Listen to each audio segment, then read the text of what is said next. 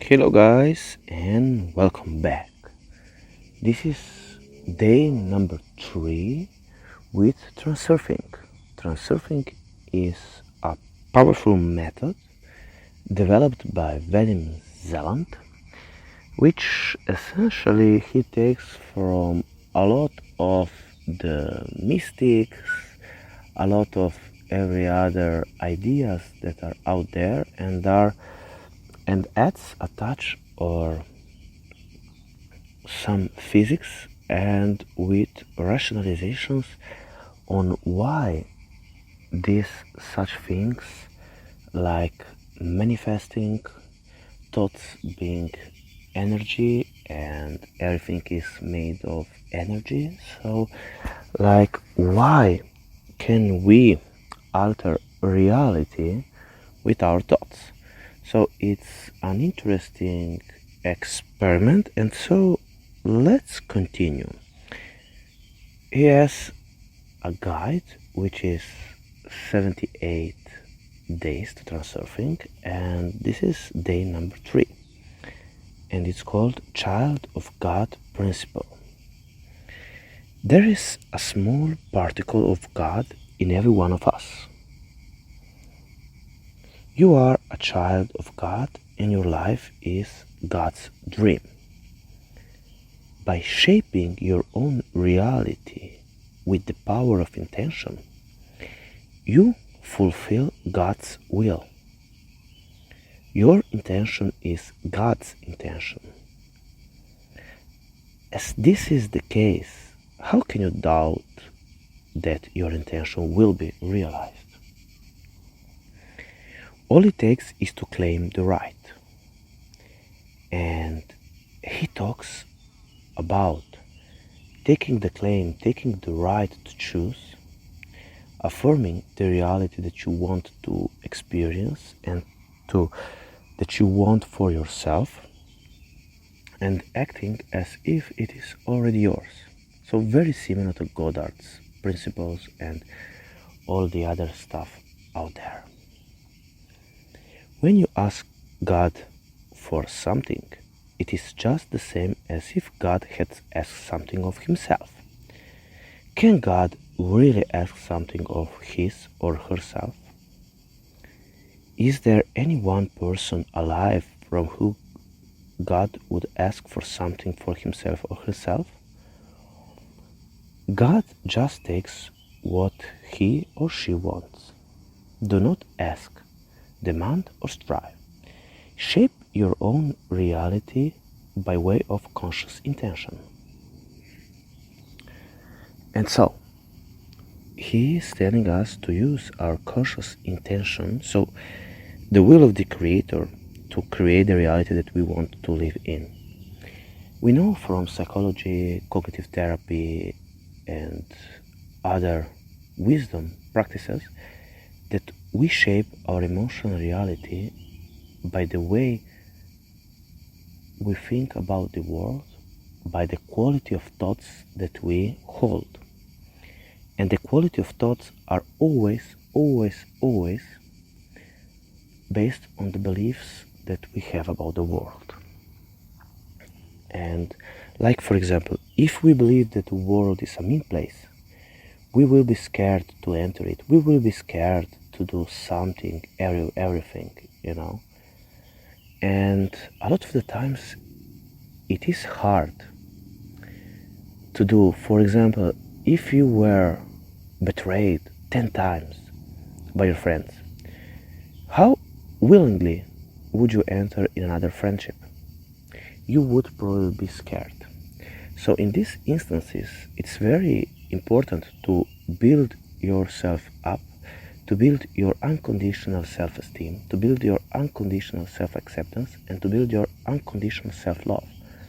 This is very important and very crucial for your self-development and the development of your future. Because your future gets developed one simple, tiny piece at a time. And now, Vadim's interpretation. The world is a theater of dreams in which God is simultaneously a member of the audience, an actor, a scriptwriter, and a producer. So we enter into the sphere of what the Asian Eastern philosophies tell us about that this world essentially is a dream. Maybe it is a simulation, if you will. And the world being a dual mirror, telling us or showing us the quality of our thoughts. As a member of the audience, God observes the play that is unfolding on the stage of the world. As an actor, God feels and experiences everything in the same way as the character whose role he or she is playing. God creates and controls reality through the intention of all living things. God placed a part of His will together with the soul in every living being, and then sent them out into the dream, into life. God gave every living soul the freedom and power to create their own reality by the measure of their awareness. Practically all living beings omit to use the power of intention consciously and with clear purpose. So that's what this philosophy tells us about people being in a dreamlike state. And you can see that in your life if you think about how you see people, how they go about their lives, or maybe how we go about our lives, like being in a dreamlike state. And the older we get, the more you see ourselves being asleep and life drifting by, like being unconscious. Practically all living beings omit to use the power of intention consciously and with clear purpose. In a state of non-lucid dreaming, it is as if they are vaguely aware of wanting something without really knowing what exactly. Their intentions are therefore blurred, vague, and mostly unconscious. In this respect, man has developed little more than animals.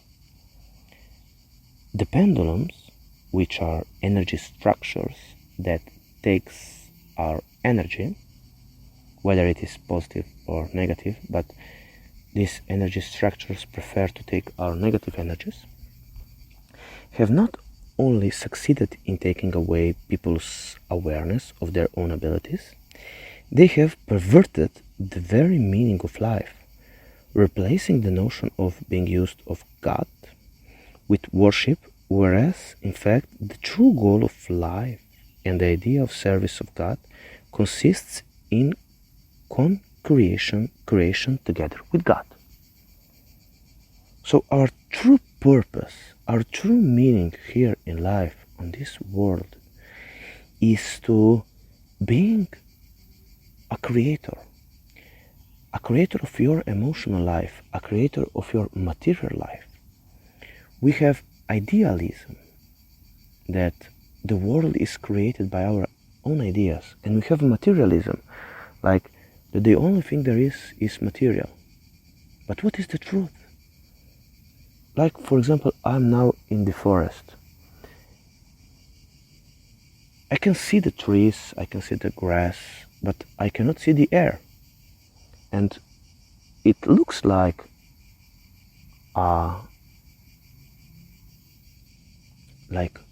closed or like empty space, but in reality it is filled with air. So there is something that exists, but we don't see it.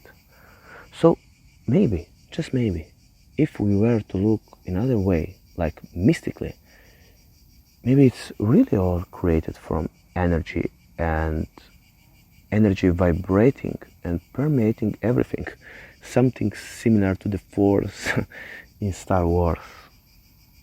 So think about that, and think about yourself as being God, co-creator.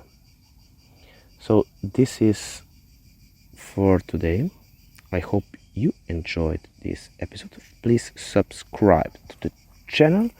You can find my new book, which has been released, and you can find a link posted below. So until next time, I wish you all the best. I wish you great many blessings in your life. Until next time, Rok Petravich, the wisdom therapist, out.